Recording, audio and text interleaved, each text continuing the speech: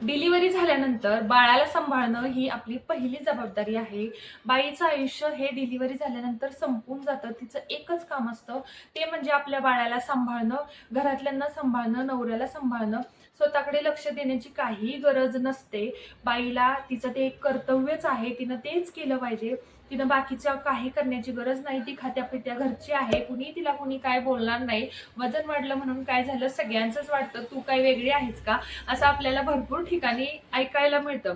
आणि याच्यातच येतं डिप्रेशन, याच्यातच आपल्याला लाज वाटायला लागते. आपल्याला समजून येत असतं की मी आधी कशी होते, आता कशी झाले आणि माझं काय होऊन बसलंय.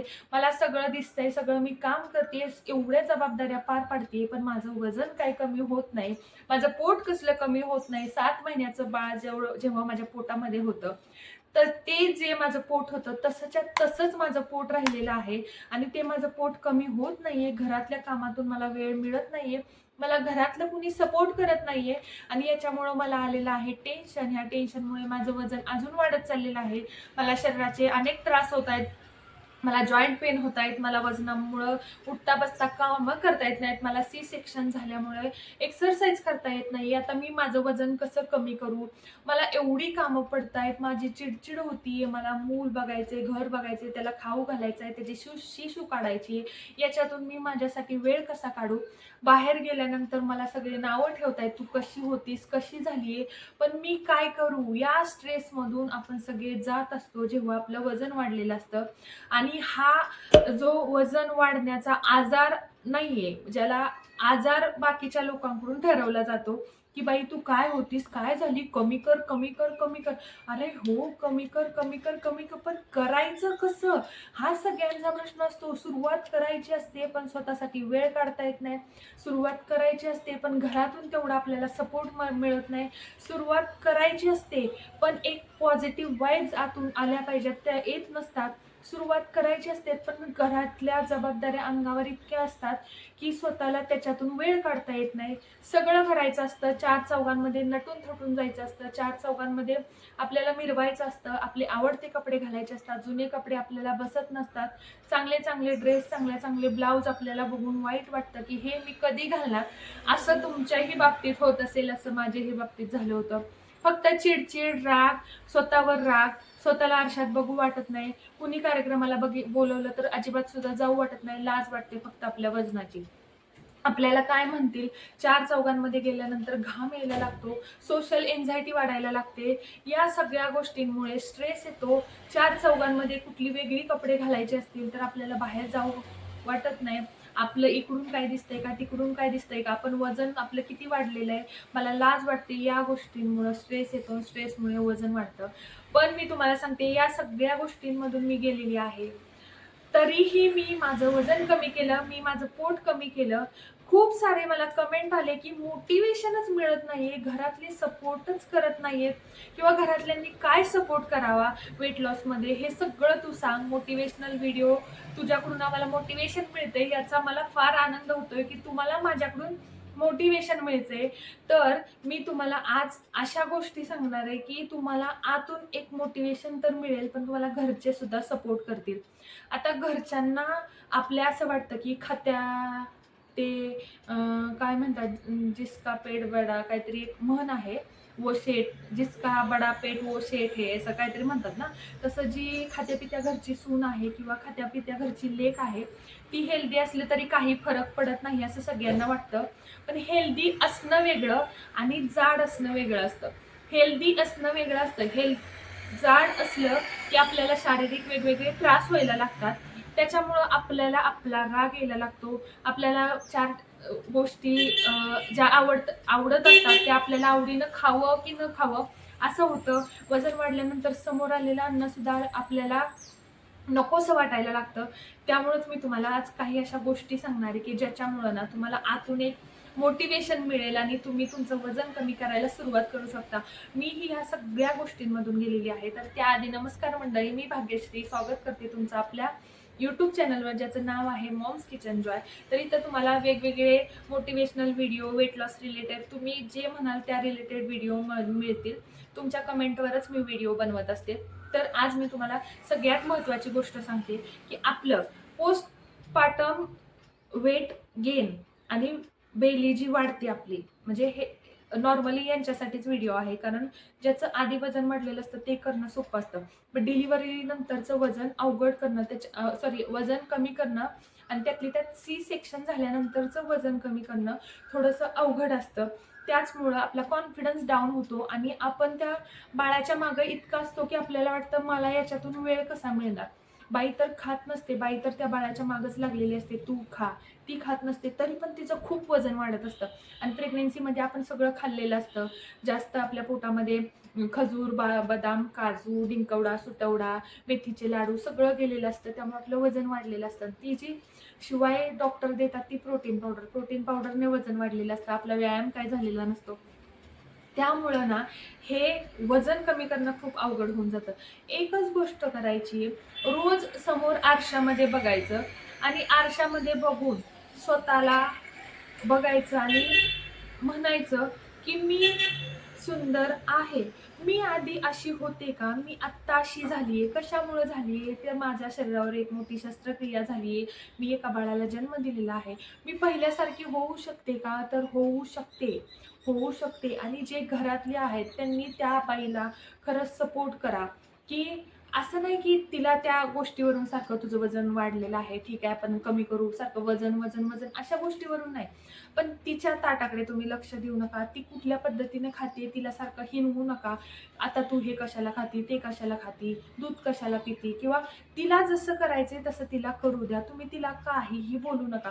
काही कसं होतं माहितीये का, आपण आपल्यासाठी काहीतरी वेगळं बनवून खायला जातो. सपोज एखाद्याने ओट्स बनवून खाल्ले तर घरातली लोक म्हणतात आम्ही सगळे पोहे खातो आणि हे जर काय म्हणतात. हे असलं बोलणं सोडून द्या. त्यामुळे ना ती बाईला दुसऱ्या दिवशी काय करून खायचं असेल तर ती खात नाही. शिवाय महत्वाचं म्हणजे तू चांगली आहेस, तू तब्येत तुझी आहे ते बरंच आहे ना, नाही. तब्येत असणं आणि हेल्दी असणं ह्याच्यात पण फरक आहे. ती खाते पित्या घरची आहे हे दाखवण्यासाठी तिला जाड करणं महत्वाचं नाहीये, किंवा जाड करणं हे नाहीये की ती तब्येत आहे म्हणजे ती खाते पित्या घरची आहे असे दिसेल, आणि तिची तब्येत व्यवस्थित ती हेल्दी झाली म्हणजे ती खात्या पित्या घरची नाहीये, असं काही नसतं. आणि तिसरी गोष्ट म्हणजे आपल्याला एखादी साडी, एखादी ब्लाउज, एखादा ड्रेस बसत नाहीये तर तो ड्रेस बाजूला काढून ठेवा. आपला जुना फोटो समोर ठेवा आणि घ्या लक्षात की हा ड्रेस मला बसला पाहिजे. इथपर्यंत मी माझा वेट लॉस करेल. तुम्हाला पण माहितीये मी माझे जुने ड्रेस काढून आजकाल घालायला लागले. ते तुम्हाला पण कळत असेल की त्याच्यामध्ये माझी तब्येत दिसतीये, कारण की ते ड्रेस लूज लूज आहेत. पण आता ते वापरले पाहिजेत, अल्टर करायला मला पण वेळ मिळत नाही. पण ते ड्रेस तुम्ही समोर ठेवचाल, किंवा एखादा आपली पट्टी आपण काय म्हणतो ती माप करतो मेजरमेंटची, ती पट्टी, आपले इंचेस किती लॉस झालेत, आपलं वेट किती कमी झाले, ह्याच्यासाठी मेजरमेंटसाठी काहीतरी तुम्ही आणा तुमच्यापाशी. वजन काटा नाही आणायचे, नका आणू. आपली 20 रुपयाची ते टेप मिळतो तो आणून तुमचं वजन रोजच्या रोज तुम्ही लिहून ठेवा. तुम्ही सकाळपासून संध्याकाळपर्यंत काय खाताय त्याचं अनालाइज करा. 2-3 दिवसाचं लिहून काढा. त्याच्या कॅलरी काउंट, तुम्हाला गुगल आहे, तुम्हाला सर्च करायला भरपूर सर्च इंजिन आहेत, तुम्ही तिथं सर्च करा. मी सकाळपासून संध्याकाळपर्यंत किती इनटेक करते, 1200 कॅलरीज घेते का त्याच्यापेक्षा जास्त घेते, मी सकाळपासून संध्याकाळपर्यंत किती मुवमेंट केल्या, मी किती चालले, मी किती वॉक केला, मी खरंच सिरियस आहे का, मी दिवसभरात साखर किती घेतली, मी दिवसभरात तेल किती खाल्लं, मी बाहेरचे पदार्थ किती खाल्ले, ह्याचा एक आराखडा काढा. 3 दिवसाचा काढा, 8 दिवसाचा काढा. तुम्ही कॅलरी काउंट करा. त्या कॅलरी तुम्ही कमी करण्याचा प्रयत्न करा. असं म्हणत नाही मी की खा, तुम्ही खाण्यामध्ये कॉम्प्रोमाइज करू नका, तुम्ही सगळं खा. पण जर वजन कमी करणं हे जर गोष्ट महत्वाची असेल आणि त्याच्यामुळे जर फायदा होणार असेल ना, तर त्या गोष्टीकडे तुम्ही लक्ष द्या. महत्वाचं म्हणजे 4 लोकांना जाऊन ही गोष्ट अजिबात सांगू नका की मी वेट लॉस करते, मी वजन कमी करणार आहे आणि आता बघा तुम्हाला वजनच कमी करून दाखवते. नाही, तुमच्या मनातली मनात तुमचं वजन कमी करायचं ना, तुमचं तुम्ही चालू ठेवा वजन कमी करणं. काहीही जगाला ओरडून सांगायची गरज नाही. जर तुम्ही जर सातत्याने करणार असाल तर नक्की सांगा. पब्लिकली अनाऊन्स करून गोष्ट करणं, जशी मी केली. मी पब्लिकली आले तुमच्या समोर आणि तुम्हाला सांगितलं की आता मी वजन कमी करायला सुरुवात करणार आहे आणि मी तुमच्या समोर वजन कमी करून दाखवलं. तुम्ही माझे माय फर्स्ट ब्लॉग किंवा जुने व्हिडिओ जाऊन बघा की माझी तब्येत किती होती आणि मी किती तब्येत कमी करून दाखवली. तसं तुम्हाला जर करायचंच असेल पब्लिकली अनाऊन्स तर तुम्ही याच व्हिडिओच्या कमेंट सेक्शनमध्ये अनाऊन्स करा आणि महिन्याने तुमचं आत्ताचं वजन टाका आणि महिन्याने तुमचं वजन टाका. 2 किलो जरी फरक झाला ना तरी म्हणायचं तुम्ही फोकस्ड आहात. 2 किलो. आणि असं नसतं की महिन्याभरात 5 आणि 10. एका ताईंचं 6 का 5 किलो वजन त्यांनी कमेंट केलेली आहे बघा तुम्ही. पण मला असं वाटतं मे बी त्यांचं वजन जास्त असेल आणि जास्त वजन असल्यामुळे त्यांनी तेवढा वेट लॉस केला असेल.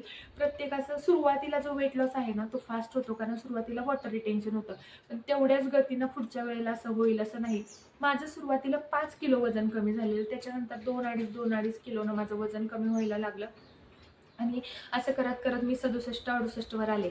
हे माझं ऑफिसचं सगळं संपलं. मी तुम्हाला सांगितलं आता जॉब सोडलेला आहे. 2 महिने माझं फक्त नोटीस पिरियड आहे.